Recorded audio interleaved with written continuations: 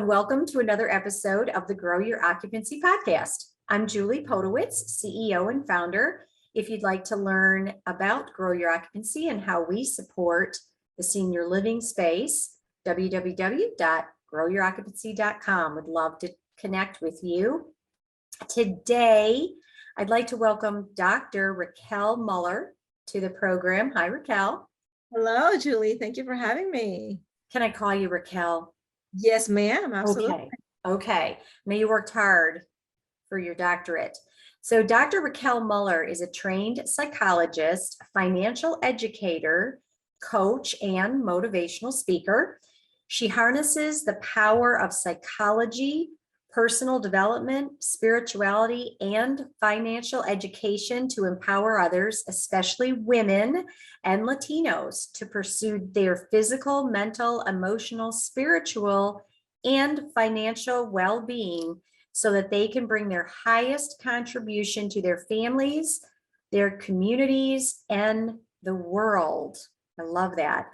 Dr. Raquel teaches financial education in English and Spanish to individuals and groups, both in person and virtually, and she lives with her family in beautiful Portland, Oregon. Welcome again, Dr. Muller. Thank you. Thank you so much. It's a Well, pleasure. I'm sorry, I talked right over you. I'm so excited to kind of get to know you better. We met briefly a few months ago, and always very, very interested in meeting women in leadership. And I'm curious, what inspired you to become a financial educator, specifically working with women and the Latino market? Yes, thank you. Well, I've always been very passionate about empowering women, and I've always wanted to do something to help others, which is what led me to becoming a psychologist. And of course, life takes many turns. So I did start a practice as a psychologist and quickly realized I loved the idea of helping people to grow, to reach their dreams, to develop themselves as human beings. And that promptly led me to the coaching arena.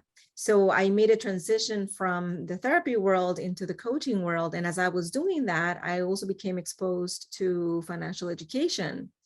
And once I got that exposure, I quickly realized, wow, despite having 2 master's degrees and a PhD, I really know nothing about money. Not only that, but I also felt kind of intimidated by it. I was deferring all of the decisions to my husband because I was kind of scared about it. And I found that a lot of women around me, clients, friends, colleagues, were in that same position. And I thought, this is not something that is serving us. We need to become more involved in the conversation and actually have more conversations about money and kind of demystify it, because there's also a lot of taboo around it still. Even amongst ourselves, we tend to talk about all the things, but money is still one of those pieces that is not talked about a lot. So that really prompted me to want to bring in women into the conversation and empowering them to know, yes, they can learn about money. Yeah. They can learn and empower themselves around this and participate in those decisions. And the same thing with Latinos. I'm a Latina myself from Panama originally. So I really want to see more Latinos progress. I think every immigrant that comes to this country comes with a dream. And they, in order to accomplish our dreams, it requires money as well. So we need to be smart about the decisions that we make in order to achieve our goals. I love that. And Raquel, that I think you and I talked briefly about this last time we met, how money, like you said, really empowering women in particular, that it is still in 2023 can still be a little taboo in a way, or women still make less than men. We still earn, the what is it, 80% to 80%? Yeah, like 80%. Yeah, 80%, right. 80%. Unless if you're a woman of color. unless your woman of color and it's less, right? And why is that? Okay, I know that's too big of a question for a 20-minute podcast, but and we even make, I don't know, subconsciously or what, to be made uh that it's greedy or it's bad or it's, I love your background, right? There's nothing bad. Needing money or wanting money, it doesn't mean you're greedy or materialistic, and you don't have to have a castle or a whirlpool spa in your backyard. Money is your is, it can be freedom, it can be autonomy. I have one daughter, and the one thing I just really want to reassure and reinforce with her is be independent. Be independent, financially independent. Doesn't mean you're not going to connect with other people, get married or not married, but don't ever be vulnerable to the point where you don't know or you don't feel like you couldn't be on your own. Absolutely, 100% agree. I think a lot of women, we put ourselves in that situation, right? And so it's time to, even when we have wonderful marriages or, wonderful companions, it doesn't mean that, we if we're married or in a relationship that we, are not happy, but it's simply having the ability to participate as an equal in the conversation and having a plan to ensure that our needs are being taken care of, including our financial needs, not only now, but in the future. And the reality is that everybody has blind spots, right? And even our partners, they may have the best intentions, but they may still have blind spots around some of these issues that I try to bring to awareness that we need to plan for. And like you said, right, with women especially, I love that when we know something, we go and we share it. That everybody we touch gets to benefit from the things that we learn. And we, more times than not, when we have more money, we're able to give more. We're able to do more for others, right, without impoverishing ourselves or putting ourselves in a bad spot. And with our children, I think especially, sometimes we want to give to our kids, but we're not taking care of ourselves. And that's, I think, a really crucial piece for women, especially moms. Yeah, and to your point, you to whatever choices in particular women or men make, you feel empowered to make those choices, right? You don't have to go to a job, raising children, a job. You don't have to have an income reciprocal, type of a job, but wherever your revenue is coming from, if you're married and just be really aware of, right? And be aware of and be in sync. And it's okay. I feel like we have come a long way.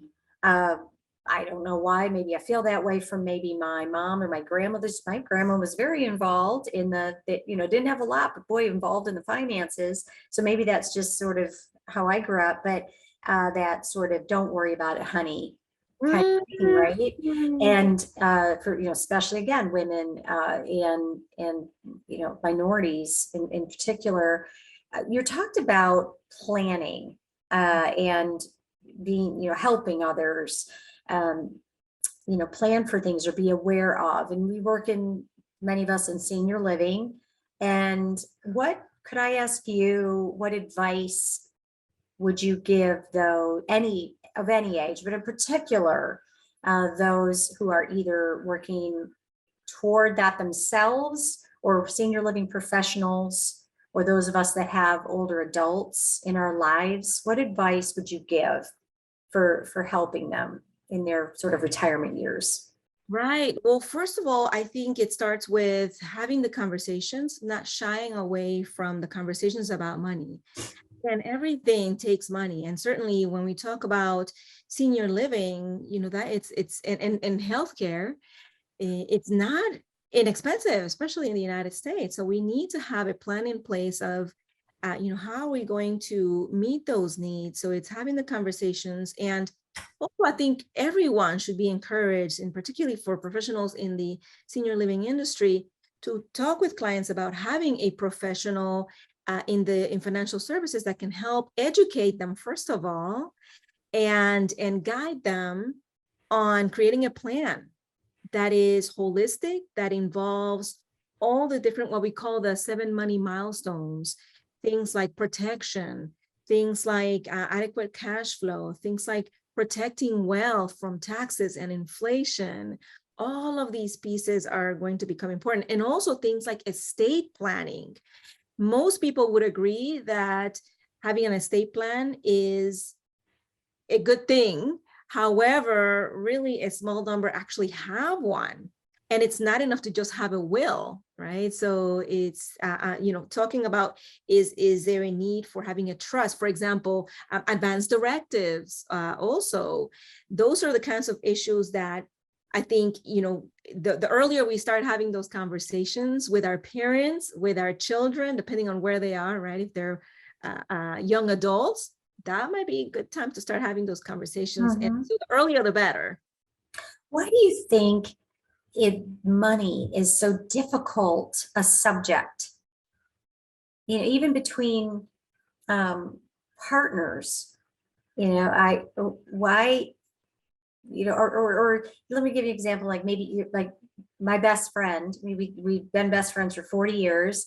You talk about absolutely everything, but I wouldn't dream of asking, so how much money do you have?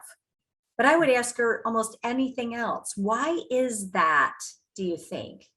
That is so interesting, right? How we do that. I think part of it is, the way that we've been socialized, that it's not polite to talk about, like, right, is it they say money, politics, religion, yeah, stay right. from those.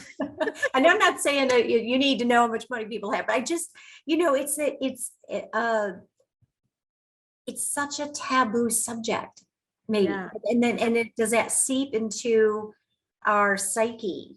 And then, absolutely. Right? Yeah. Oh, yeah. yes. And especially, this is the kind of stuff that gets passed down generation after generation after generation. And, that combining that with the fact that we are not in schools, we are not taught about money. If money were part of our education system, as a standard practice, I think we would be in a much more comfortable place when it came to talking about money and making decisions around it. Yeah. Plus, it's not covered. It's sort of like, ooh, even sex we can talk about more in school. 100%. Or feeling comfortable in a, with friends, or or whatever your comfort level is, but that it is a still taboo, if you will, subject, even among siblings or very close people in our life. It's so fascinating to me why this might be. Yes.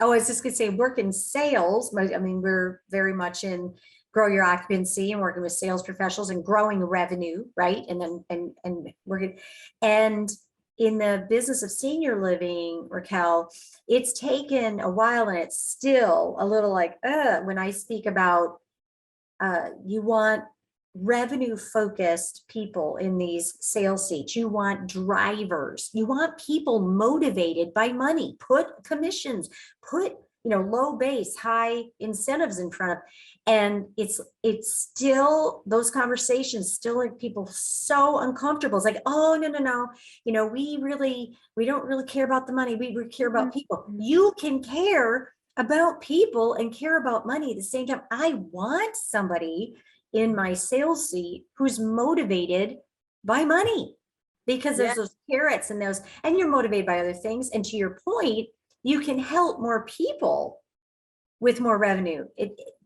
You can do whatever you want with your money, but you can give it to people, you can donate it, you can start funds, you can help your child graduate college without debt, or help a senior move to senior living, right? It just gives you more options.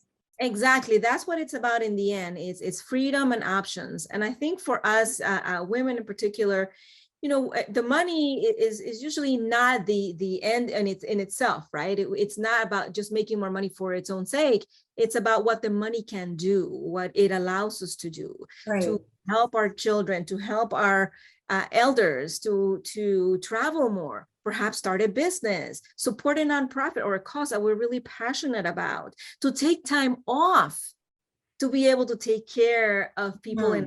who are important. That all comes from having adequate money. And like you said, it's not that they're mutually exclusive, helping people versus having money. And I think for a long time, this is the story that we've been handed down. And I think part of that too, could be, from a religious perspective. I was raised Catholic. And so there was a lot of emphasis on being poor is noble, and you need to focus on helping others, so it presents it as, this is an either or kind of proposition, but it doesn't have to be that way. So Very, very interesting point. Very interesting point. Like you're sacrificing yes, the material for helping others, or for sacrificing and giving of yourself, and you can give so much more to what in whatever way you want when you, number one, have taken care of yourself. You're not worried about, am I going to be able to pay my bills? And I've been there. I mean, I've worked for there's such a sense of accomplishment too when you've literally worked for absolutely every penny.